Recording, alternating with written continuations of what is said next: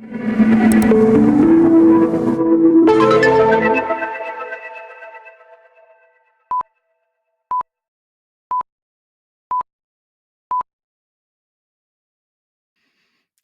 Tezos Nation. Welcome to another edition of TezTalks Live. I'm Stu from the Tezos Commons. Joining me today is Ben Elvidge, Head of Commercial Applications at Trilitech and Product Lead at Uranium, aka XU308, the Tezos-powered tokenized asset making physical uranium tradable on-chain. Ben is joining us today to give us the latest on Uranium, the ongoing endeavor to bring tokenized physical assets to the masses, and where the Tezos ecosystem fits into the tokenized finance world of the future. Hi, Ben. Where are you right now, and how's the weather? Hey, I'm in the UK, at home in a little village in Lovely. Bedfordshire, but the weather is a little bit off from where it's been the past week or so, but it's going to get better. So good forecast going into the weekend. So very happy to be here. As we always do here on TezTalks Live, can you get the ball rolling by telling us a bit about your background and how you got started on your journey down the blockchain rabbit hole? Sure. So my career has always really been at the intersection of investing or capital markets and technology. So I started off not really knowing what I wanted to do after studying international relations, ended up in consulting, ended up working for finance clients, really enjoyed it, stuck with that, did a decent stint at Morgan Stanley on the asset management side, and then wanted to do something a bit more entrepreneurial, and joined an AI fintech, and that was sort of my first toe in the water into Web3 and the blockchain world. That was building apps that used AI to generate signals on trading crypto, which was in 2022, and everything was very bullish. And then Terra Luna happened, and FTX happened, and sort of we retreated and moved back into our natural home of equities and using AI for equities. And then that business sort of pivoted and focused on India primarily. And so was figuring out what to do last year, and was contacted by Lovig at Trilitech, who I used to work with at Morgan Stanley, and the rest is history. And I've been fully ingrained within the Tezos ecosystem for well over a year now, as we've been building XU308. And that phone call from Trilitech, was that your first contact with the Tezos ecosystem? It was sort of, I knew, so as I said, I kind of knew some people that worked at Trilitech that have kind of worked with at Morgan Stanley, so always been familiar from what they told me, but never directly worked in the ecosystem. And so that was last April. And then surprised I hadn't heard more from the wider TradFi, as we would call it, world, given the qualities and technology that's available within the ecosystem. But we'll get into that in more detail. Okay, well, in that conversation and in that introduction to Trilitech and to Tezos, what was it about this blockchain ecosystem in particular that inspired you to want to become more involved?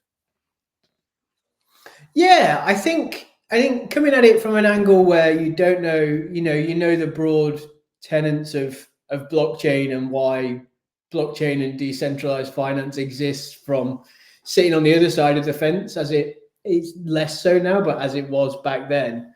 I kind of think, when I started to learn more and do more research and dig into it a bit more, I was surprised that there weren't more use cases for Tezos, because it kind of ticks all of those boxes that you'd want to meet, right? In terms of the on-chain governance, in terms of its scalability, its speed.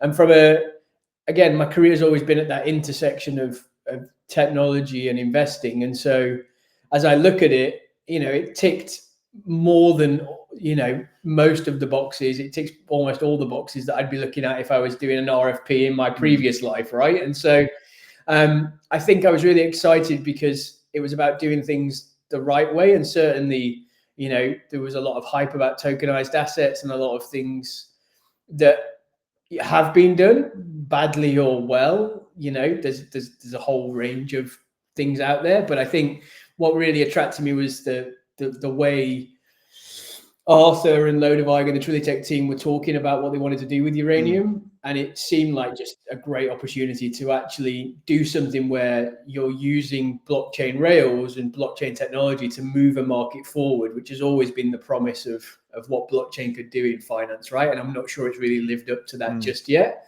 But for me, it got me really excited because you're not having to fight against the basics of, is this going to work?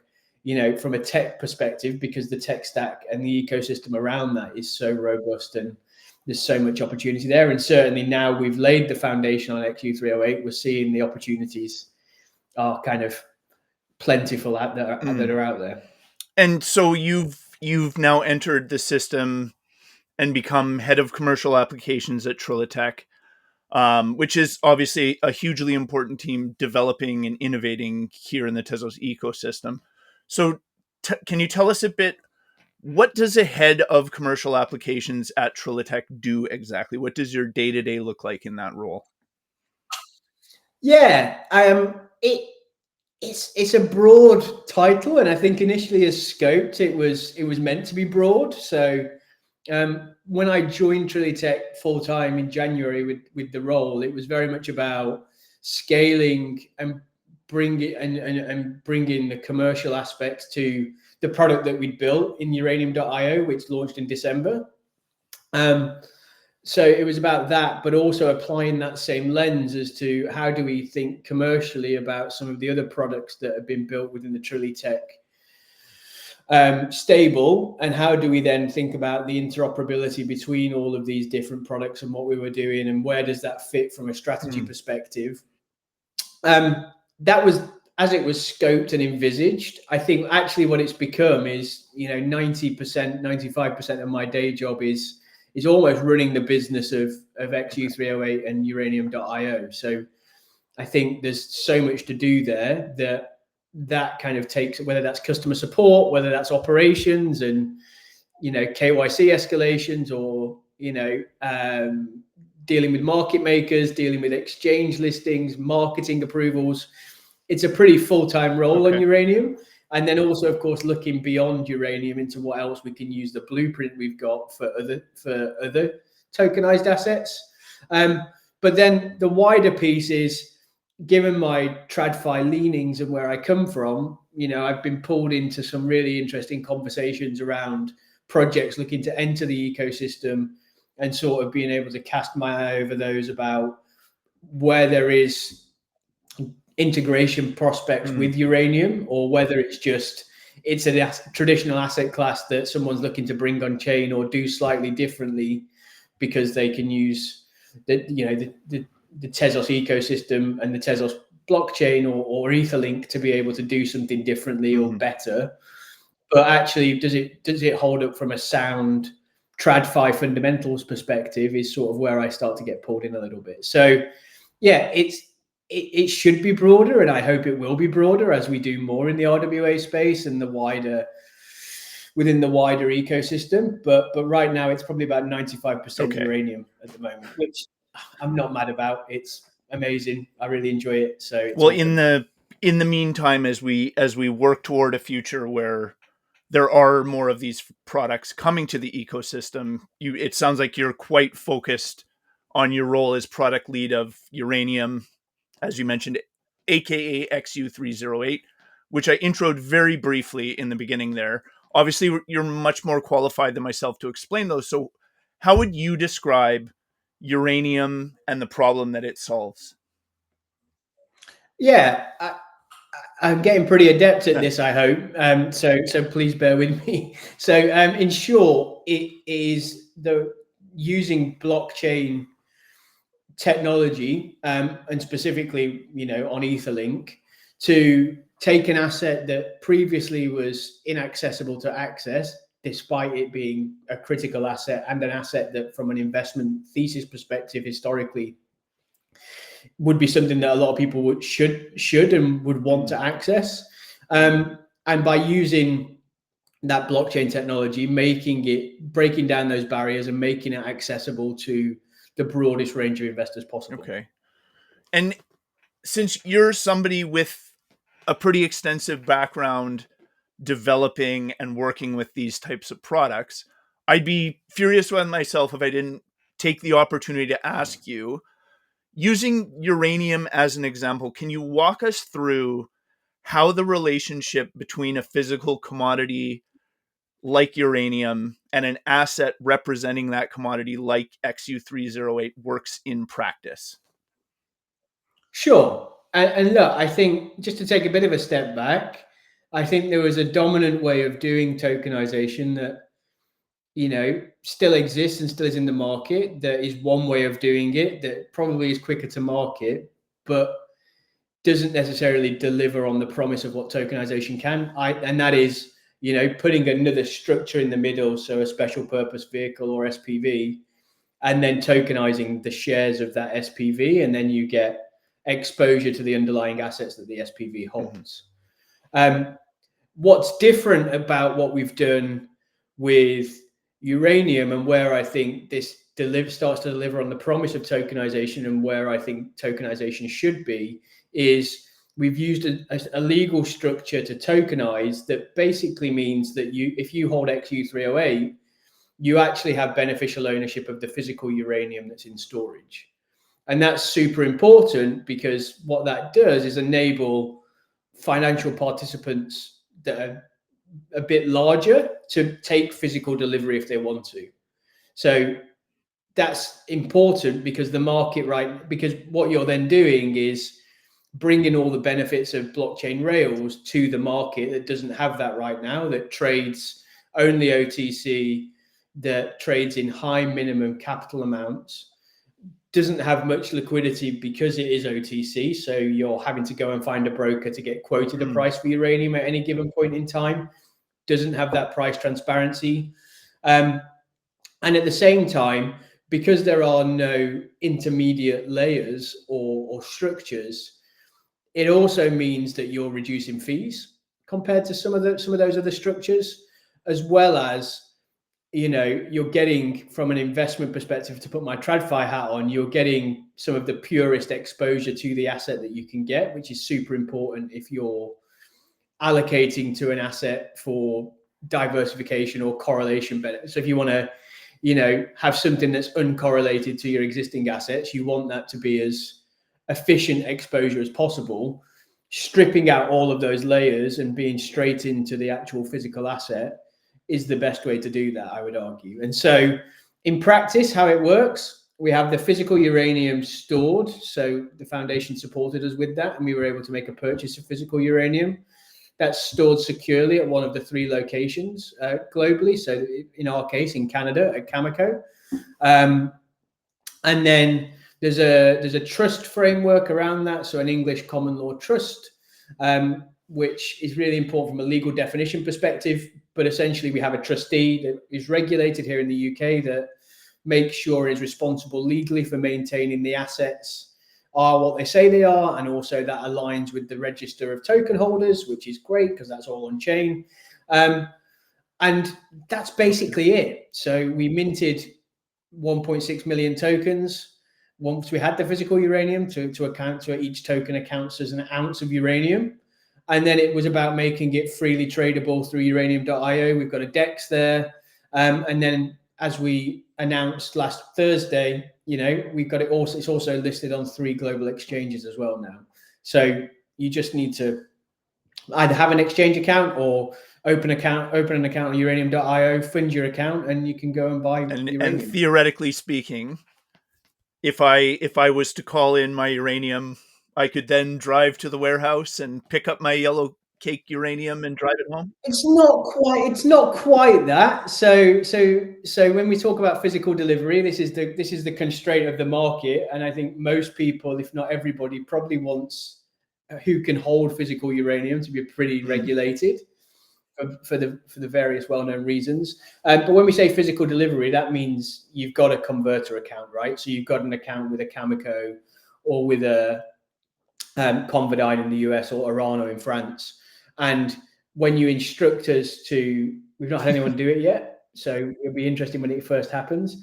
When someone instructs us to burn those tokens, they need to give us that account number, because we have to facilitate off chain, as it stands right now, the transfer of the physical material from our account to that client Interesting.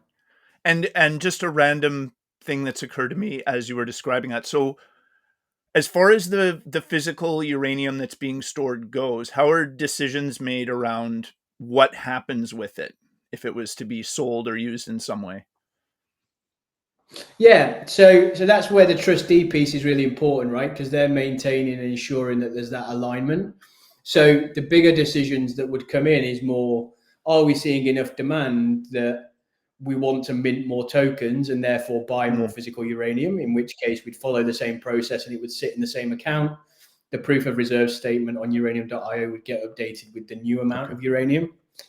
The other interesting dynamic on the physical piece is the structure also enables participants in the nuclear fuel chain. And we think this is really important for moving the spot market forward to be transparent and on-chain, and that be the primary mechanism. And we think we can do this by people with existing inventory of uranium being able to tokenize using our structure. And so that piece involves some physical movement of uranium, movement of the physical uranium at Cameco or one of the other converters. And then once that's received, we can mint the tokens and then deposit those tokens into that particular client's account on chain. So when did uranium first go live and become tradable? Yeah, it was the 3rd of December last year when we went live on uranium.io. It was a long journey. So as I say, I joined in sort of end of April, beginning of May last year on a sort of freelance basis initially, and then full-time in January. But about 18 months to 2 years of thinking had gone into the project before that. So the original idea came from Arthur. He worked with the wider Trilitech team to find partners, to think about the legal structure. Once all of that was sort of figured out, I came in and did the fun part of, all right, cool, we've got these partners. We know what we're doing legally. How do we actually bring this to market and make it work? And that was kind of what we did. And we did that. We started that when I joined in, as I say, beginning of May probably was when I was fully up to speed. And then we delivered it on the 3rd of December. And then we continue, like any good product development process, right? We continue to evolve and iterate, and that involved, in March, removing the upfront KYC and moving to a more streamlined approach, which was great. And that made a big difference. We obviously partnered with FA and the gaming team on the gaming vertical to build Uranium Miner.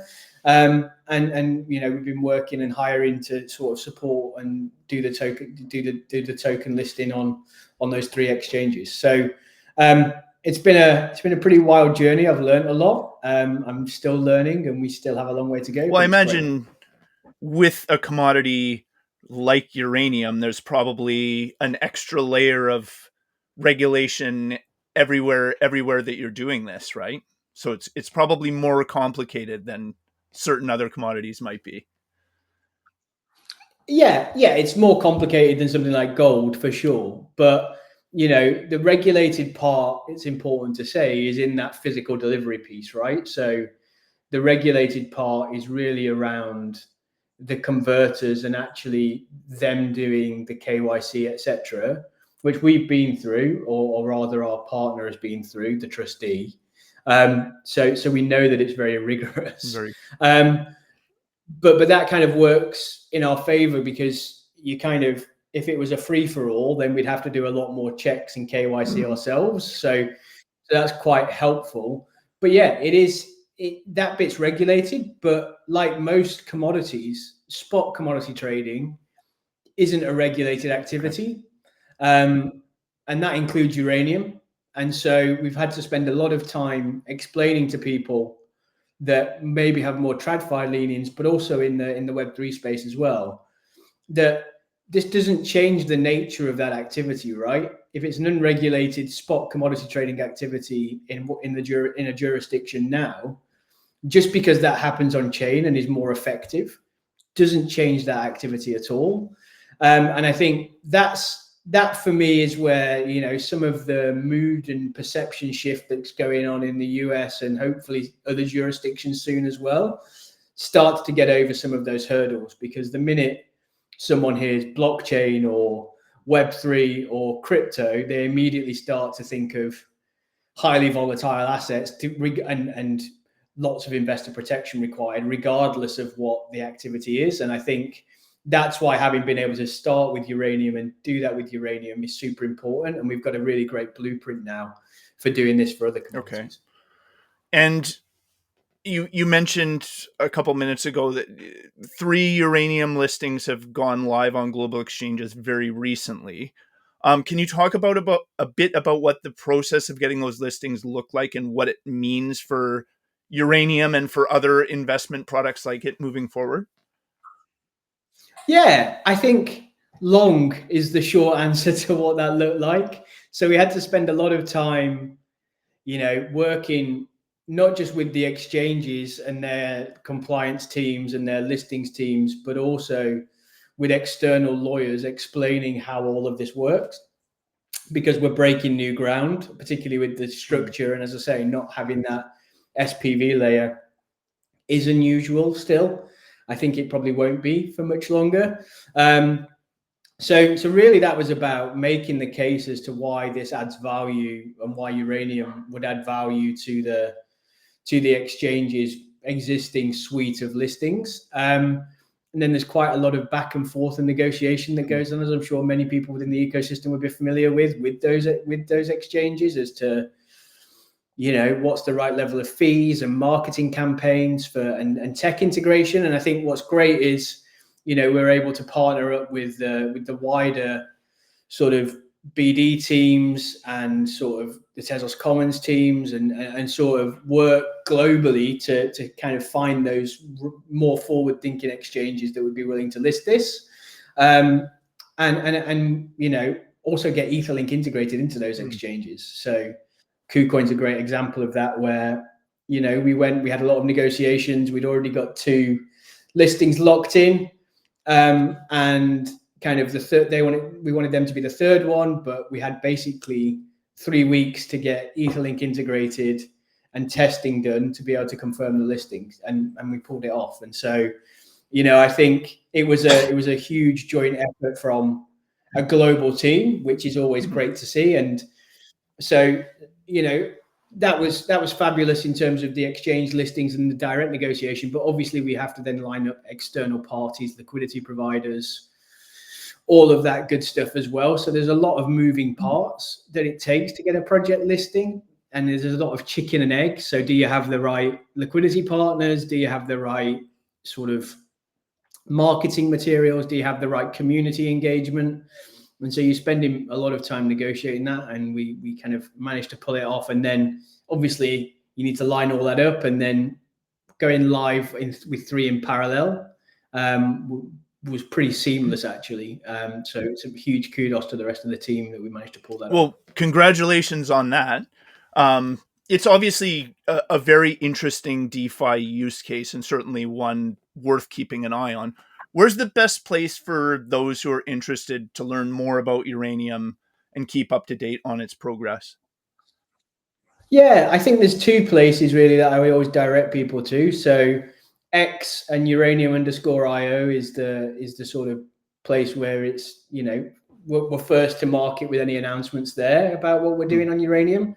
And then if you want more detail, if you want to see and do the research in terms of proof of reserves, our white paper, all of that good stuff, that's all on uranium.io. So again, that was a nice little win last year before we launched to secure that domain. And so, yeah, that's either one of those. Uranium.io is the more detailed place, and we've got a Learn Hub on there. And we've also got live support near live support if people have got burning questions that we haven't answered already. Perfect. This is all great stuff so far. I'm excited to learn more. But before we dive into the nitty-gritty, are you ready for the world famous TezTalks lightning round? I think as ready as I'll ever be. Fabulous. Then it's lightning round time. Remember, there are no wrong answers. This is just for fun, so our viewers can get to know you a little bit better. Are you ready? I'm ready. Are you a night owl or an early riser? Very much an early riser. Exercise or naps? Exercise, I think. Pizza or sushi? My wife would kill me if I didn't say sushi, so sushi. Good. Your favorite country to visit for a vacation is? Italy. Lovely. If you were elected king of the world, what's the first thing you would do? Monday, everyone buys XU308. Great answer. Name one thing you will never do again. Eat goat ribs. Nope. That made me pretty sick. Yeah, so eating goat. So I'd probably never do that Lesson again. learned. What's the secret to happiness? Caring less about what other people think and doing what you think. Totally agree. Do you have any pets? I can hear that you do. I do. Yeah, I've got a dog. I don't know what was setting him off there, but yeah, you probably did. What's his name? Debo. From Friday? No, for my sins, I'm a big San Francisco 49ers fan. Well, he's named after. Which is now less relevant. Debo Samuel is named after a character from Friday. I know, yeah. So, I guess so. It is after Friday. 2 degrees of separation from Friday. Indeed. What is your favorite thing to do on a rainy day? Oh, that's good. Probably watch a movie with my family. Those were excellent answers. This concludes the TezTalks lightning round. Let's get back into it. Now that we've talked about uranium and Tezos' role in bringing it to the masses, I'd like to zoom out a little bit and talk about what this all means for the world of decentralized finance and blockchain technology more broadly. Obviously, we've seen DeFi has seen more than its fair share of fits and starts. You talked a bit about this earlier. But we've clearly reached a very interesting point in this space's evolution, specifically in terms of institutional interest. So what's the state of decentralized finance in 2025 as you see it? Yeah, it's an amazing question. I was at a conference last week that was very institutional focused. And I think on the cusp of going mainstream is probably the 5 or 6 word summary for how I see it. And I think that's if you take a broad interpretation of DeFi, right? So I think the asset side, in terms of using blockchain technology and blockchain rails to improve asset issuance and investment capabilities, is in various guises there, whether that's stable coins, whether that's now tokenized deposits.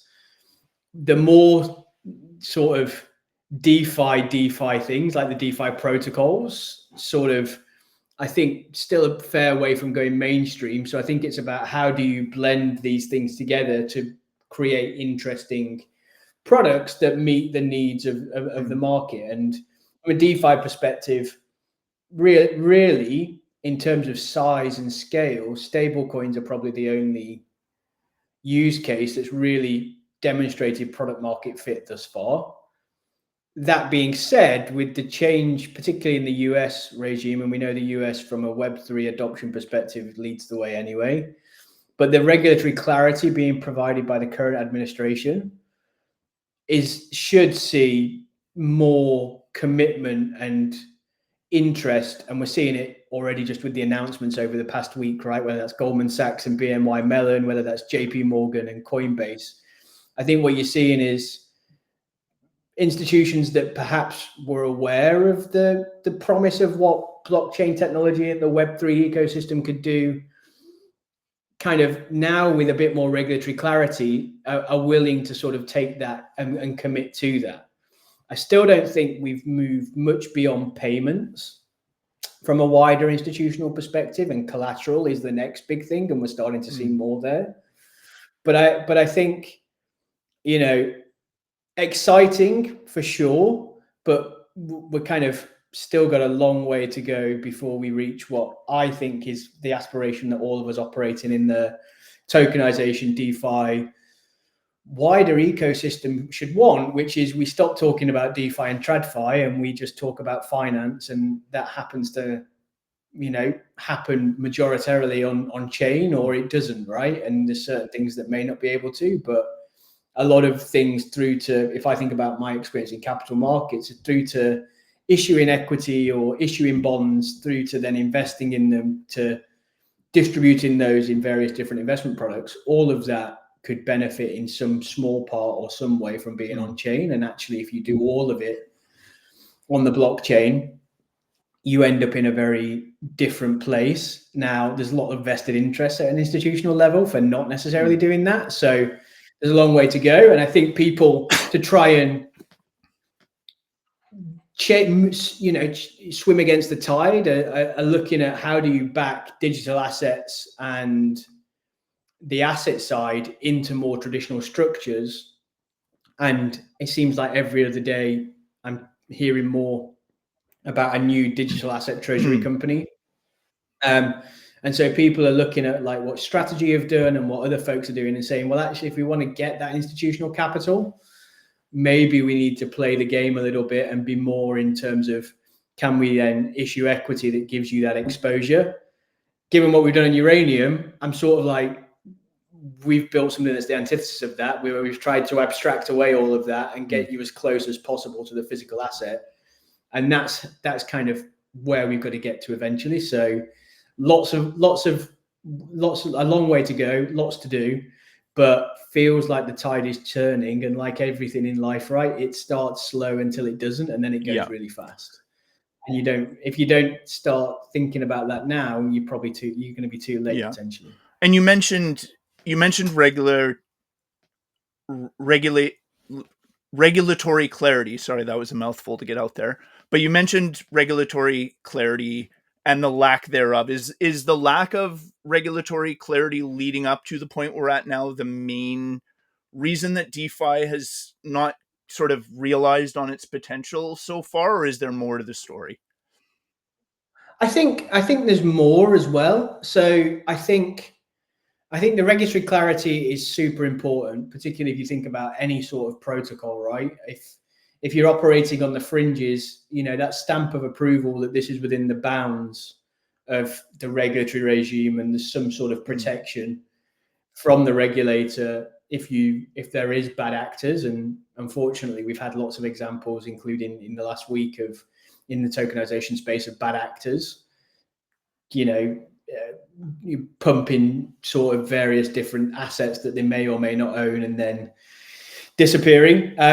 So that doesn't help. But I think that regulatory clarity means that then becomes table stakes, right? So we get rid of some of those bad actors by only being able to operate within that regulatory purview when we have clarity. And that might slow some innovation. It happens, but I think that also will enable us to, within the industry, to tap into a wider base. I also think the other big thing holding us back is, and that's why, in my view, so much of trading volume happens on centralized exchanges, is within the wider DeFi space, we do have a bit of a UX problem still. Like trying to explain to my mum or my wife, and my wife works in finance, how to have a wallet, fund the wallet, bridge assets, and then get the actual uranium that she wants to have access to. It's a multi-step, kind of not so smooth and quite clunky user journey. And I think how we fix that and how we enable that layer on top that makes it as seamless as using a Schwab or any other investment platform is how then some of this DeFi, the really exciting DeFi stuff that can bring a lot of benefit to individuals, can gain broader access. And you mentioned connecting the worlds of TradFi and DeFi into what you just call Fi. From a value proposition standpoint, what do tokenized physical assets like uranium bring to the table when it comes to adding value to the larger world of finance? Yeah, it's an awesome question. And I think for me, what it's about is delivering on that promise that I think a lot of people in TradFi have assumed would be delivered by blockchain technology. And what I mean by that is it's our vision is that this broadens access to an asset that is really interesting to a lot of people. And we know it's really interesting to a lot of people because there's $6 billion in the closed-ended investment trust, right? There's 50, there's four and up. It was about $5 billion worth of physical uranium traded last year. So we know that there's enough appetite out there, but at the same time, it's super small relative to its importance in the market. And in terms of if I think with my sort of more financial history hat on, any market, even equities, right? The more you broaden access, the more capital you allocate, the more innovation, the more people that start businesses, the more people that participate in that. And so I think when we think about tokenized physical assets, what it's about is creating a means of breaking down the barriers for that capital allocation that could enter that space. And for something like uranium, that's super critical, right? The more capital you get allocated into the market, the more willing you are for people to innovate around how they mine, because they see an opportunity to make money by mining uranium. So you get innovation there. The more you see kind of that supply and demand gap in the uranium market breakdown, the more people are willing to innovate and allocate capital to new technology around nuclear reactors, because the cost of running it becomes lower. It's a multifaceted ambition, but I think if you get the tokenization of physical assets right, it's not just yes, it's beneficial from an investment portfolio perspective, and that whole thing of you want as many investable assets as possible so you can build a diversified portfolio, right? And that's great. But I think there's wider opportunities around capital allocation, that actually channeling capital flows into physical markets is beneficial for everybody, because commodity markets generally, which is where we're operating with uranium, they have a real world impact. Of course. And listening to you talk, it sounds like this type of tokenization of physical assets is something that you expect to see happening more in the days ahead. So what role can you see a blockchain ecosystem like that of Tezos playing in an increasingly tokenized sort of FI space? Yeah, so I think more of what we're doing, right? More of laying that groundwork and the foundation in the way that, as far as I understand, and hands up, I'm relatively new to the Tezos ecosystem, but from what I can tell, it's very much been about doing things the right way and building things for real. And I think, more of that, more of what we've done on uranium, using that blueprint to demonstrate that this is possible with other physical assets like other metals and other commodities. And then actually, all of the great work that's done in terms of the wider Etherlink ecosystem and Tezos ecosystem, and supporting and facilitating that interoperability, all within the sort of high quality sort of infrastructure that runs, that's robust, that's scalable, that's low cost. You prove out the use cases and you prove that interoperability. So turning like uranium is a good example, where we're having conversations with other businesses in the and applications in the ecosystem about, well, actually, can it be used for collateral? Can you turn it into something that's yield bearing down the line? And all of that stuff will attract, I think, individual investors that are a bit more sort of familiar and comfortable with operating in the Web3 ecosystem. But once you start to build all of that, when the institutions come, what they don't want to have to do is sort of think about the wider technology implications of that. And I think that's where Tezos, being what Tezos is a big differentiator in my view. And as you're having these conversations with people in the TradFi world, as you call it, how far do you think we are away from a world where blockchain-powered tokenized assets become ubiquitous in the world of finance?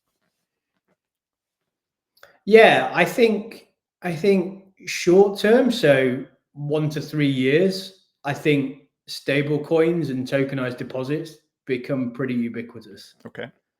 I think we're seeing that already. We're seeing that convergence with the announcement from JP Morgan this week that, if the biggest, most conservative bank in the world can get comfortable that they can tokenize their deposits and give people sort of straight through access into digital assets. That suggests to me that it's probably a bit of a watershed moment, and we'll see ubiquity of stable coins. And what we'll probably see is ubiquity of different flavors of stable coins and different issuers, and then we'll see that consolidation, right, like we're doing in most of the markets. In terms of wider tokenized assets, I think long term, my view is everything is going to be on chain, and it's going to have that amazing composability. I think I have to believe in that vision. What we're starting to see is the use of, from a lot of the large institutional players, is the use of blockchain technology to move the market incrementally forward. So, rather than having a transfer agent and subscriptions and redemptions happening manually, we do it via tokens. That's so you can have your fund tokens, your S&P 500 tracker will be tokenized, but what does that really mean? Not very much.